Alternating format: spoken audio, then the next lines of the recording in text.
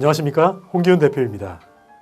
이번 시간에는 성서에 나오는 다윗과 골리앗 이야기, 적벽대전에서 제갈공명이 그 지혜로 부족한 화살 10만 개를 얻게 되는 장면, 300이라는 영화에서 100만 명에 맞서 싸운 300전사의 이야기, 그 공통점을 한번 찾아보도록 하겠습니다.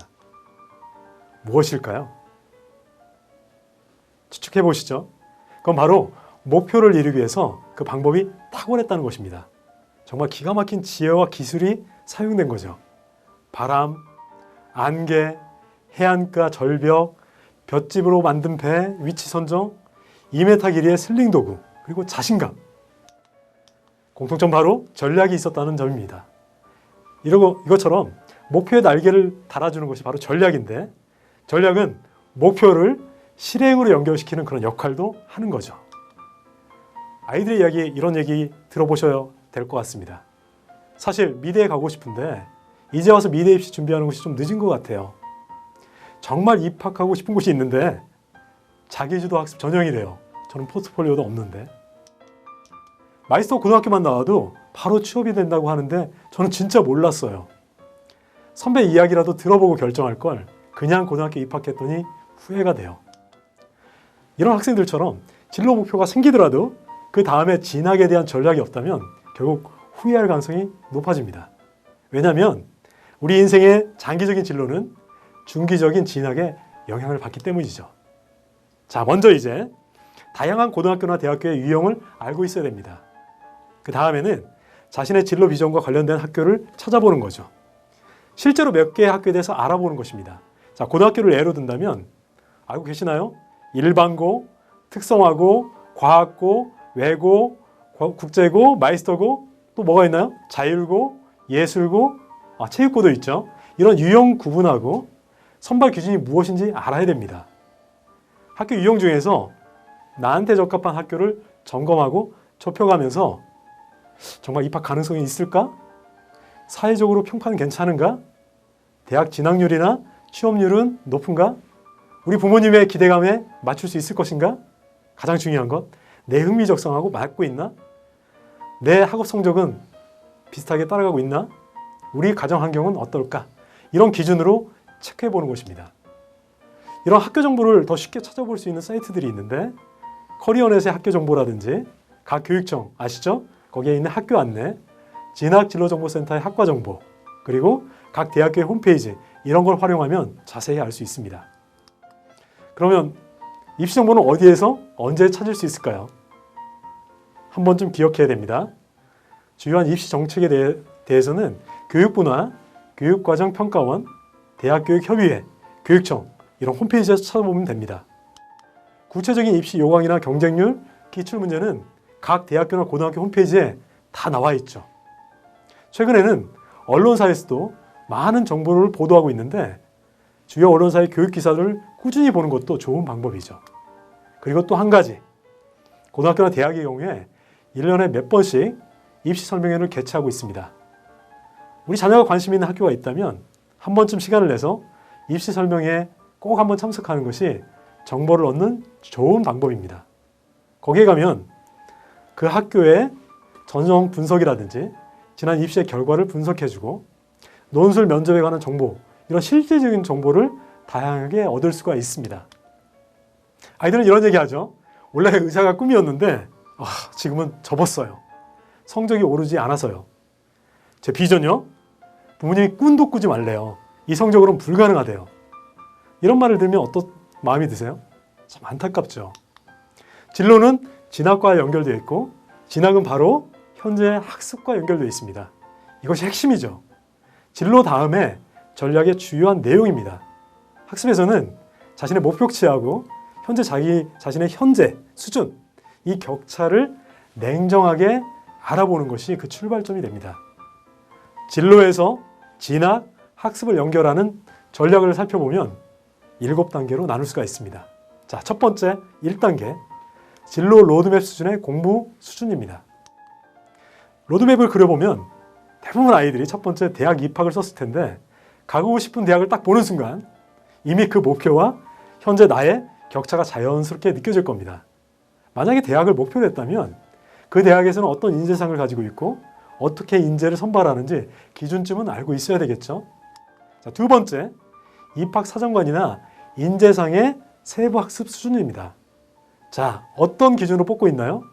학습 능력, 리더십, 창의성, 사회 기초적인 능력, 국제화 역량, 지식 성찰력, 성품, 그리고 가장 중요한 자기주도력. 이런 7가지가 평가 요소인데 이것을 위해서 대학 진학에 학습을 한다면 크게 내신과 수능 2가지로 나뉘게 되죠. 내신은 무엇인가요? 얼마나 성실하게 고등학교까지 과정을 이수했는지 그걸 말해주는 거죠. 수능은 대학에 진학한 다음에 그 대학의 교육과정을 얼마나 잘 소화할 수 있는지를 확인하는 겁니다. 우리가 관심을 가지고 있는 논술은 어떤 건가요? 논술은 학습 능력이라기보다는 사고 능력, 지식 능력, 통찰 능력을 확인하는 것. 여기까지가 2단계입니다. 진학의 목표에 대한 정확한 기준을 알고 있어야 되는 거죠.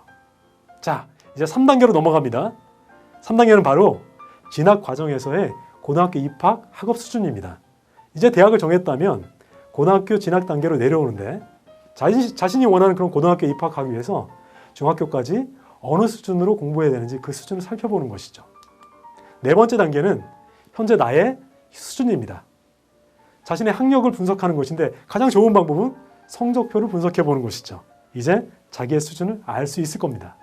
자, 마지막 7단계 가기 전에 중요한 5단계가 있죠. 5단계는 목표와 현재 수준의 격차를 냉정하게 인식하는 거죠. 어떻게 할 수 있을까요? 자, 성적표를 보고 학년별, 과목별 성적표의 점수를 추이로 분석한 다음에 현재 수준을 바탕으로 해서 목표 수준과 얼만큼 격차가 있는지를 따져보는 것입니다. 6단계에서는 그 격차를 가지고 나만의 목표를 세우는 것입니다. 자, 모든 단계를 종합해서 이번 학년과 학기의 목표를 세우는 것이죠. 학년은 학기로 나누고 학기는 평상시 공부와 시험 기간으로 구분해 놓고 이제 공부 목표를 세우는데 2가지로 세울 수 있습니다. 공부의 결과인 점수로 목표를 세울 수도 있고 과정으로 목표를 세울 수도 있는데 예를 들면 과정이라면 과목별 공부 체계가 있겠죠. 그 영역으로 구분할 수 있고 아니면 교재의 유형으로 구분할 수 있습니다. 우리 아이들이 가장 많이 쓰는 방법을 한번 볼까요? 문학과 비문학으로 나누는 방법이죠. 또 한 가지 교과서, 자습서, 참고서로 나누는 방법입니다. 또 문제로 나눈다면 개념 문제, 유형 문제, 심화 문제, 기출과 EBS 문제 등으로 나눠서 목표를 세울 수 있는 것이죠. 마지막 7단계는 공부 이외의 나머지 영역을 관리하는 것입니다. 자, 마지막 단계에서는 그런 공부 이외의 영역을 확인하게 되는데 이것은 2단계에 살펴봤던 대학 진학이나 3단계 고등학교 진학에서 살폈던 그런 내용들인데요. 입학사정관제나 수시, 자기주도 학습 전형에서 학습 이외에 요구하는 것들이 있죠. 독서 지식이라든지 체험의 결과 같은 그런 수준을 말하는 겁니다. 자, 이 부분은 학습이라고 하기보다는 다음에 다룰 습관 차원에서 관리하는 것이 더 적절합니다. 왜냐하면 바로 이 부분이 학습에서 습관으로 넘어가는 연결고리이기 때문입니다. 자, 이제 꼭 체크해야 될 것은 단기적으로 학습만 중시하는 게 혹시 아닌지 경계하는 것입니다. 물론 장기적으로 진로만 중시해가지고 현재 학습 수준을 무시하는 것도 문제일 수 있죠. 항상 이 둘 사이의 경계를 생각해야 됩니다. 진로와 학습을 연결하는 첫 번째 단계는 장기적인 진로와 단기적인 학습의 중간 단계인 진학을 통해서 끊임없이 장기, 중기, 단기를 연결하는 것입니다. 마지막으로 하루의 습관으로 건너가야죠. 장기적인 진로부터 학습을 거쳐서 이제 가장 마지막은 하루하루의 습관입니다. 진로 비전은 원대하게 우리가 표현할 수 있지만 습관은 하루하루 일상의 치열함으로 표현됩니다. 꿈의 성취를 만드는 것은 결국 수면 아래에 있는 습관입니다. 결과를 만드는 것이 바로 습관인 것이죠. 먼저 평상시에 꾸준한 독서를 통해서 사고하는 습관이 쌓여져 있어야 됩니다. 또 인생의 진로 비전을 계획한 다음에 비전 차원에서 진학의 내용들을 끊임없이 점검을 해야 되고 일상생활 속에서는 봉사나 체험활동 이런 활동들을 꾸준히 하면서 자신의 건강한 감성을 만들어야 됩니다. 이런 과정들을 통해서 바로 습관이 만들어지고 이렇게 해서 쌓인 습관이 자기소개서의 내용으로 진로 비전의 결과로 드러나게 되는 것입니다. 오늘은 진로에서 시작해서 진학, 학습, 그리고 습관까지 이어주는 연결고리들을 살펴보았습니다. 이 과정을 통해서 우리 자녀들이 균형 잡힌 아이들로 성장하는 그런 계기가 되기를 바랍니다. 감사합니다.